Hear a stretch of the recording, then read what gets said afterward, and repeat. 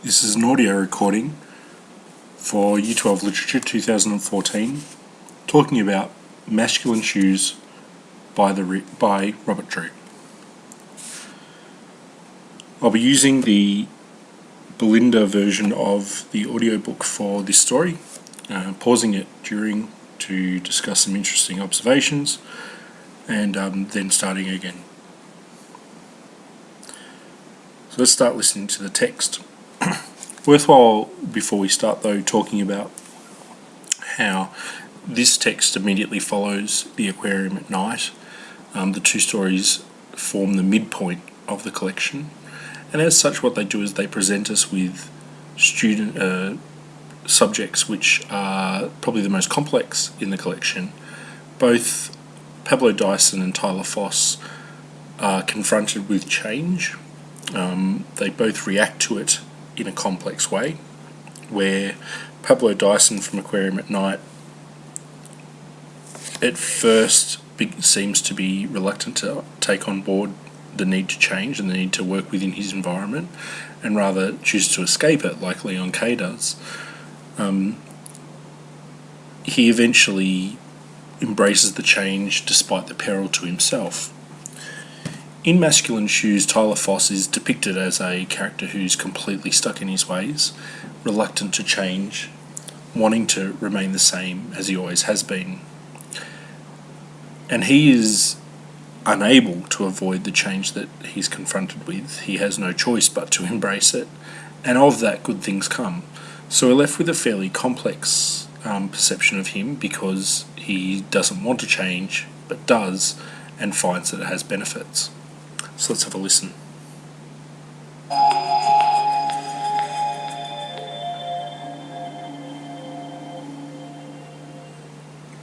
Masculine Shoes. Before leaving Los Angeles to hunt locations for Universal's new tropical island adventure romance, Tyler Foss searched Queensland coast online and came up with coral reefs, cyclones, crocodiles, ultraviolet radiation, partying high schoolers, marine stingers, and lost skin divers. He also found constant references to paradise on Earth. Uncertain terrain, thought Tyler Foss.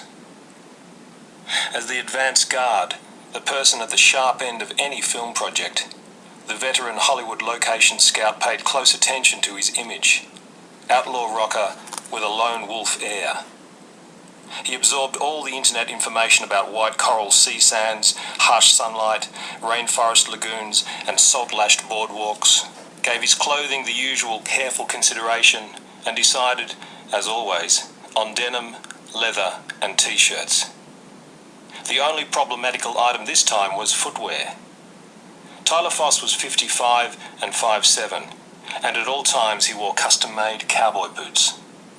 So if you think about the image that's been constructed of Tyler Foss, is someone who's been in his job for a long time. As the text says, he is a veteran, the advance guard, veteran Hollywood location scout who paid close attention to his image. The outlaw rocker, which is, I guess, an outdated look in many respects. And then we get the idea of what the location he's going to be like is. We get the image of coral sands, harsh sunlight, rainforest lagoons, and salt-lashed boardwalks, which results in him choosing denim, leather, and t-shirts as his attire. Clearly, the description of the location and the description of the clothing that he chooses, after being given usual careful consideration, doesn't quite match. That discontinuity, that lack of alignment, creates the idea that regardless of what the conditions were, he was always going to choose denim, leather, and t-shirts. We then get the additional idea that he always wears cowboy boots, custom-made cowboy boots, and the subtext is that they're to address his lack of height. At 5'7", he's fairly short, below the average height of a male, and he presents the idea of a fairly rebellious, powerful character, and so the cowboy boots give him extra height. Clearly, for the location that he's going to as well, the cowboy boots are not appropriate. He's going to find himself uncomfortable, and they're not really the suitable attire. But he recognises that. He recognises that they're problematical, that he needs to think of something else, and that shows some insight.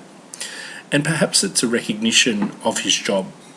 His job is to think about the environment, think about whether the environment is appropriate for the film that's being made, and whether or not it's the right choice.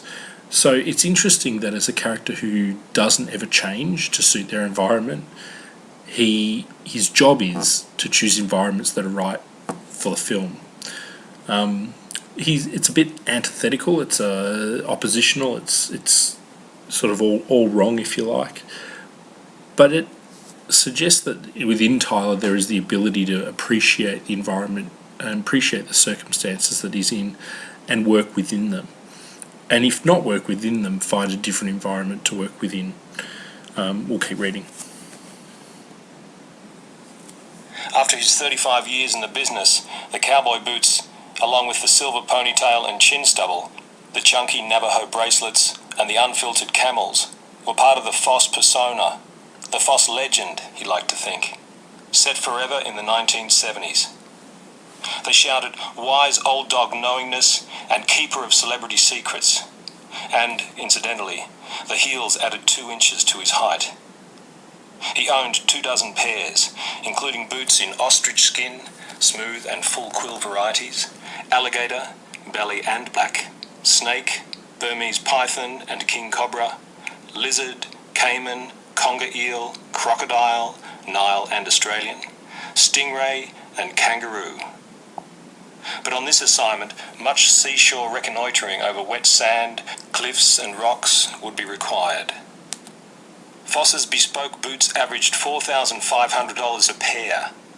On the Massachusetts coast, he'd lost his favourite king cobras while scouting the perfect storm for Warner's. The cobra skin had quickly flaked and succumbed to the salty Atlantic fogs. Now for coastal work, regrettably, cowboy boots were out. So notice that he adjusts. He adjusts his footwear through experience. He hasn't always done that. So he's learnt from a mistake. He's learnt from his time scouting the perfect storm that he needs to adjust. He needs to alter his ways. He needs to choose a different sort of footwear. But we do get that contrast against the idea that since the 1970s he has an image of himself that he won't change. In fact, he actively works towards maintaining it. Them up. Eschewing the boots was a considerable blow to Foss's sense of self. He hadn't worn lace-up shoes, the footwear of the suits, the average Joe citizenry, the office-going 9-to-5ers, since high school. But he was a professional, and intensive research into the best footwear for coastal tramping eventually turned up an alternative, something called the Nature Grit sneaker. To Foss, the word sneaker had a childish suburban ring to it, not to mention the off-putting eco-hippie sound of Nature Grit. But it was made of yak leather, which sounded fairly exotic and hard-hitting, and came in suitably masculine shades: sand yak, rust yak, mineral yak, and, presumably for evening wear when traction was needed, black yak. Okay, so notice that Foss sees himself in a particular way. It talks about his sense of self, that losing his cowboy boots damages that sense of self. And then we go on to see that having to wear something called Nature Grit sneakers proves problematic for him as well. The idea that it's childish, that it has a suburban ring to it rather than the outback ring of the cowboy boots, which conjures images of masculinity and heroism. And then also the comment about the Nature Grit having eco-hippie connotations. So we have these elements that suggest that Foss really doesn't want to adjust his self-image. He just defines himself by the way he looks, the way that he appears to others, and he finds it very, very hard to move away from those images. Nevertheless, he's willing to entice the idea to sort of consider the idea that he has to do it, that he doesn't have any choice in this matter, and that he has to go with them. And so what he does is he works with the colours of the shoes, which sound suitably masculine, and he latches onto that to maintain his sense of self.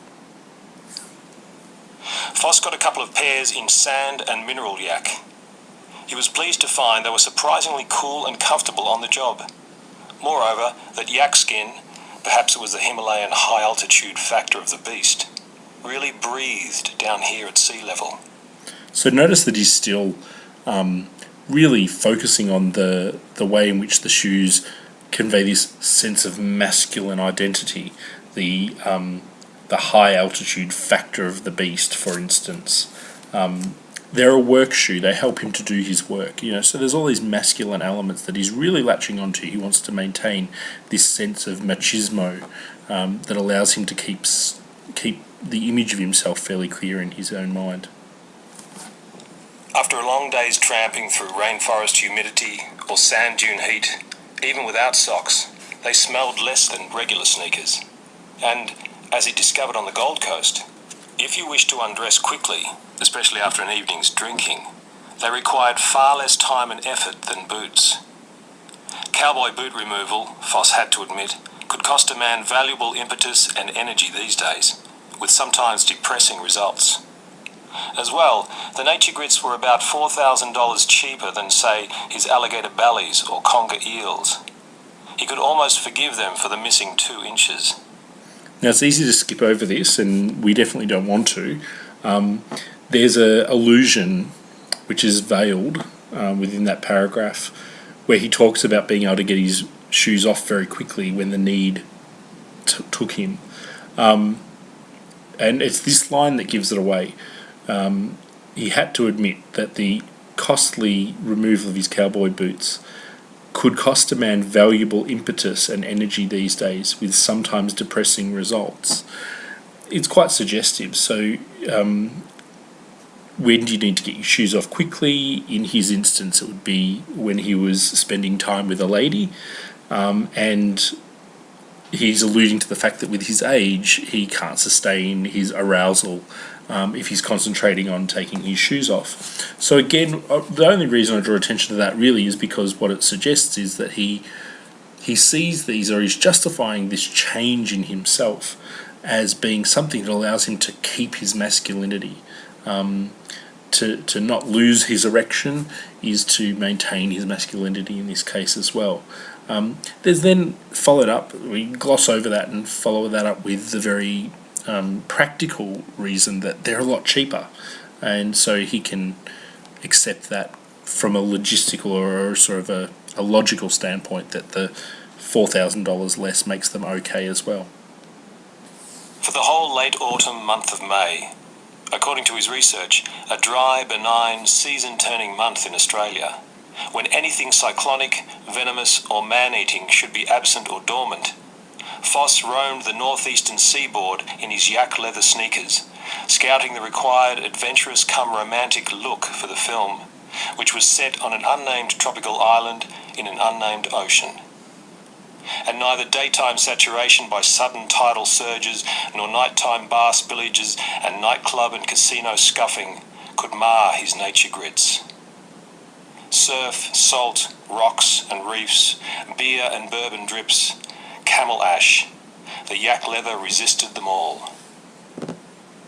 Despite the effortless professionalism of his new shoes, however, even after 3 weeks' extensive searching, no coastal location seemed quite adventurously romantic enough, in an original Tyler Foss way, to recommend to the producers. He was becoming worried. So notice that he's gone to pains, in a sense, to justify the wearing of the shoes. They've served their purpose. They've survived this long list of harsh conditions. Notice that the harsh conditions get more and more manly as they go. The surf, the salt, the rocks, the reefs are all just the environment that he's working within. But then he goes to the point of describing the fact that he's got beer and bourbon, that he's got camel ash, that's cigarette ash, falling on them. He's a party guy. He's a rough and tumble gent, and he's doing masculine things, drinking beer, drinking bourbon, and smoking Camel cigarettes. And the boots are up to the job. So for Tyler Foss, it's really important that his masculinity is retained. And think about the title of the story as well. If we're coming at this character and we're looking at doing our discussions based on character, these elements are really important. Being able to talk about the fact that we can see that Tyler Foss values his masculinity, that we can see that he'll do anything to maintain it. You know, things like being stuck in the past, being stuck in a time when he sensed that his masculinity was at its firmest. Even though that image, that self-image is lost on the rest of us who see it as perhaps a holdback of some older generation. You know, the idea that cowboy boots and a ponytail and leather jackets and stuff like that does not define what it is to be male. But obviously for Tyler Foss it does, and he's holding on to that, and he's resisting the ebb and flow of time that would alter those circumstances, alter those images, and not really paying attention to perhaps what's going on in the world in terms of what masculinity is.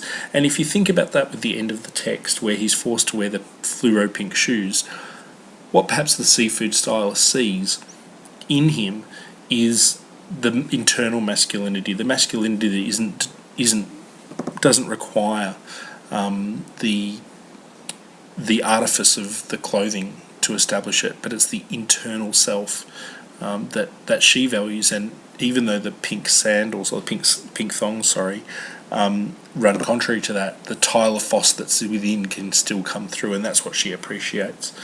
We'll have a look at a little bit more before we finish this podcast today. And see if we can find other elements that add to this character. So we've looked at the way the character is established.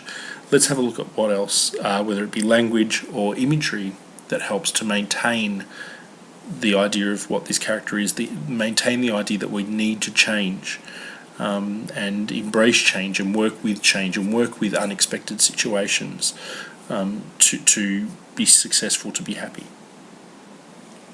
At an anxious ebb, Foss lugged his cameras and battered leather duffel bag, the sort that brought pirates or World War II air aces to mind, aboard a tourist ferry to an offshore island famous for its translucent sands. And as the boat slowly chugged along the scenic eastern shore, allowing the passengers their holiday snaps of migrating humpback whales, his anxiety began to fall away. How was it possible for a lagoon to be so clear? For a beach to be even whiter than the coral shores he'd just left? This sand was like crushed pearls. What excited him as the boat drew closer, however, was the dramatic potential of the ornately rooted pandanus palms, lawyer vines, and shadowy eucalypts poised on the edge of those pale sand hills. The stark vegetation provided a sinister backdrop to the serenity of the shore. Winter storm tides had eaten into the dunes, and undermined trees lay toppled on the beach all along the high watermark. Their exposed roots and claw-like branches now gestured at the sea and grabbed at the sky. So we've got the construction there of a fairly, at times, luxurious environment, but in other instances we have fairly imposing place, somewhere where we're not completely safe. We've got the idea of the stark vegetation providing a sinister backdrop to the serenity of the shore. So in terms of language, you could use the two S words, the sinister and then the serenity, as antithesis.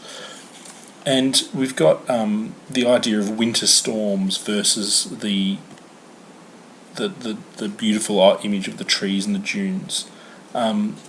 The exposed roots being like claw branches grabbing out at the sky. You know, this imagery, if you like, establishes the fact that we're in a idyllic location, but that it's not idyllic. And that's important because what it sets up, of course, is the ominous location where Tyler Foss will come unstuck and his shoes will be taken. tropical jungle, crystal seas and menacing trees. Foss couldn't snap shots quick enough. He had a good feeling about this place. It should more than satisfy the director's and production designer's creative visions. The producer too. The island was conveniently situated only 30 minutes from the mainland. Curiously, it did seem to be inhabited by many lean and tawny stray dogs. But as Foss and the other ferry passengers disembarked, the dogs skulked into the shadows of the wharf pylons and vanished into the rainforest. Easy enough for the animal wrangler to keep them out of frame, mused Foss absently, checking into his hotel. His immediate task that first afternoon was to take some offshore photographs of the island. Leaving the sand-yak sneakers on the beach, he rolled up his jeans and waded out into the shallows. For perhaps an hour, until the tide began to turn, he snapped away determinedly, capturing the main beach from many vantage points before wading back to shore. Strangely, he couldn't find his sneakers anywhere. They were gone. Stolen. For a few minutes, Tyler Foss stamped the sand in fury and frustration. There was no one else around now. What sneaky son of a bitch would steal a man's shoes from the beach? Because he prided himself on travelling light, he packed only one other pair of shoes, the Mineral Yaks. But eventually, taking deep breaths, he told himself life would go on. Okay, so if we think about some of the language there, we have some of that narration delivered through Foss's own voice. We have what sneaky son of a bitch would steal a man's shoes from the beach is a question that Foss is asking. And we have the masculinity being communicated through the profanity, the son of a bitch. And we also have the masculinity being communicated through a couple of the descriptions that precede that at the start of the paragraph. Stamping the sand in fury and frustration. We have the alliteration of fury and frustration, which makes those words far more powerful, makes them stand out, makes us take notice. And unfortunately, fury and frustration, anger and violence would probably be associated with masculinity, or at least with Tyler Foss's brand of masculinity. And so he's re-establishing that. For him, the shoes have become a label of his masculine self, and they've been taken, so what he has to do is establish that in another way. But notice what he does when he's dealt with that. He's sort of had his little tantrum, I guess, and he says, but eventually, taking deep breaths, he told himself life would go on. While he's defined by his image, he's defined by his shoes, he is able to break away from that and move on. He's able to deal with the theft of his shoes, something that, given the amount of time spent discussing them, given the amount of time that he spent focused on their selection and their role in his sense of self, is a reasonably significant thing and not one that we should overlook. He's able to put it aside and move on with his life. Okay, it's mainly because he's got one more pair left. But when we see that pair goes as well later on, that's something that he can also do at that stage. Maybe a bit more difficult, but he can still do that. He'd suffered worse tribulations than bare feet and stolen footwear. Pneumonia, for example, while scouting sites for Cold Mountain in Romania. Romania had to pass for Virginia and North Carolina. Not to mention the King Cobra boot disintegration in Massachusetts. As dusk began to fall, his temper finally settling, he padded back to the hotel with his first island location shots. Okay, I won't use the recording past this, so I just want to look at a few short moments. So I'll be referring to page numbers. Notice we have there this absence of his shoes challenges his masculinity at first, then he gets over it, and then where he moves into is reminding us that he's a pretty tough guy. He survived pneumonia in freezing conditions, and he's survived the other loss of his boots, which was a shock to his system. If we flick across and we'll just look at the first encounter with the with Mia Mackenzie, the food stylist. This is on page 124 of my edition, which I believe should be fairly similar to yours. We'll just have a very quick look at this interaction. The idea that he immediately latches on to Mia Mackenzie, who's a food stylist who deals with octopus, squid and cuttlefish. Her job was to style them to look attractive on camera, is really interesting, because this is a person who deals with artifice, who deals with the external, who deals with, as it says in the text, cephalopods, and makes these hideous looking things look enticing. What Foss is doing is much the same. His job for himself is to make his aging self look enticing to women, or to uphold his sense of who he is. And in a sense, that's one of the things that brings them together. We have Mia Mackenzie having an interaction with him, and I just want to have a look at the very end of that interaction. It's on page 126, and it starts about halfway down the page. It says, "Her look was suddenly wary. Yes, there'll be those to consider," talking about octopus. And he says, "What about squid?" he asked. He couldn't believe he was labouring this conversation. "There's no way a squid looks edible," he stumbled on self-consciously. "Very ugly suckers." His accent, thickened by bourbon and cigarettes, rumbled in the night air. "I don't think I could style a squid," he heard himself say.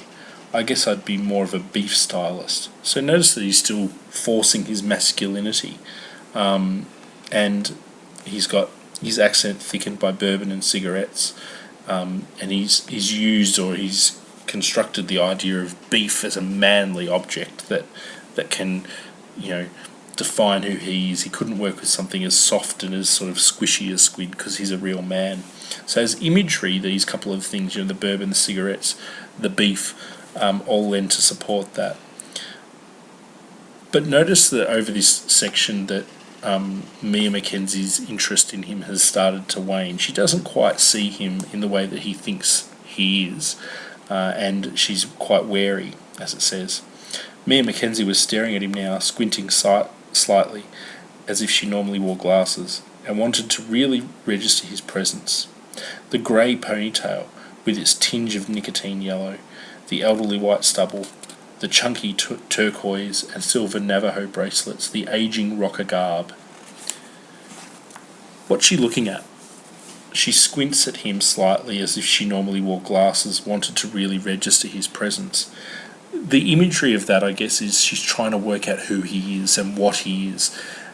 And the significance of looking more closely, signalled by the squint, is that she's looking more deeply. She's looking past the things that are then listed. She's looking past the grey ponytail, the chunky turquoise bracelets, the aging rocker, garb. And garb is an important word that's chosen there, because of course garb is like costume. She says, "Yes, I've met a few homely squids," she said, and turned her attention to the younger assistant director to her other side. She's identified that he's too old for her, that he's a bit of a fake, and she makes this reference to, being able to mould something beautiful out of something that's not so beautiful, which is a throwaway comment, perhaps something about there's something within him that she could make something of, but she turns her attention from the old man, Foss, to the young assistant director on the other side of her, clearly signalling that she's not interested. Foss resists this, and invites everyone to his room for nightcaps in the hope of continuing his action with her, but it doesn't work. I'm going to leave the rest of the text for you to look at. Obviously, in terms of imagery, the pink thongs, being surrounded by the dogs, and the eventual end of the text is very important to look at in terms of defining Foss as a character and the changes that he goes through. Perhaps it's worthwhile just looking at the very, very last page of the story.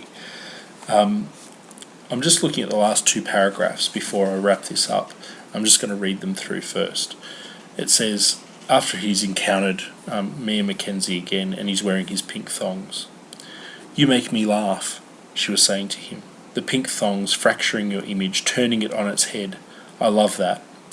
Now, it's interesting that she says it turns the image on its head. Before, she perhaps saw him as a bit of a joke, a bit of a fraud, an old guy dressed up like a young guy, dressed up as the image of masculinity that he's wanting to create that's not really working. And what she sees with the pink thongs is that whole concept turned on its head. He's strong enough in himself to be wearing pink thongs and not be any less masculine. And the confidence to do that is what she's perhaps attracted to. One thing Tyler Foss was good at was reading the signs. So he went with the flow of the evening and kept the outlaw rocker dude more or less under control. So notice the wording, he went with the flow of the evening. He's reacting to the circumstances. He's seeing what works and what doesn't, and he's going with the things that don't. And the thing in this instance that doesn't work is his old image, the outlaw rocker dude, who he keeps more or less under control. He hides himself. He recognises that that old self, the self that he's been fostering, that he's been trying to maintain, is not getting him anywhere here. Now, the interesting thing is that his motivation is quite selfish. His motivation is to sleep with Mia Mackenzie. So it's not for any great sense of being a better person or leading a happier life. It is essentially for sex. But it's a small step in the right direction. It's an indication that as human beings, we can be happy if we are more inclined to go with the flow of the evening or of our lives, or react to those things in life that we can't control by saying, oh well, we can't control them, let's make the best of them. And what we see is that he makes the best of it. There's a break then, it's handily supported by a page break. You wouldn't comment on that, but obviously paragraph break.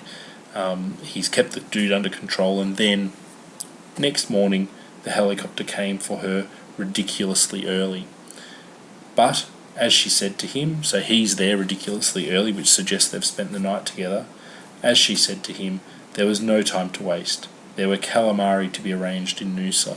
So, in terms of the message of the story, or the communication of the story, is what we've seen is a character who holds on to his past, a character who holds on to his youth, to some sort of image of self that he doggedly persists with, to the point of wearing ridiculous clothing to a hot location. But when that's challenged, when he doesn't have control over that and has to wear something that is completely opposed to who he is, a pair of pink thongs, something that a teenage girl might wear, he is able to find some sort of solace, some sort of happiness, a joyful experience through that. It's not just the pink thongs though, it's his willingness to go with the flow, it's his willingness to embrace change, it's his willingness to look beyond the fact that something bad has happened to him and get on with his life. And this is why this is a significant turning point in the collection. You couldn't track logically through every single story and see a gradual change to people that are better. But the 4 stories that we've selected, certainly you can see that.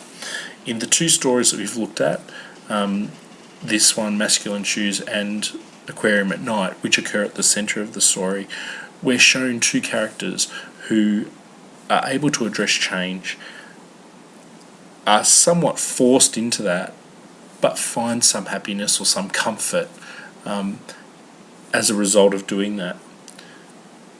We get the sense that for Tyler Foss, it's a very big thing just to wear different shoes.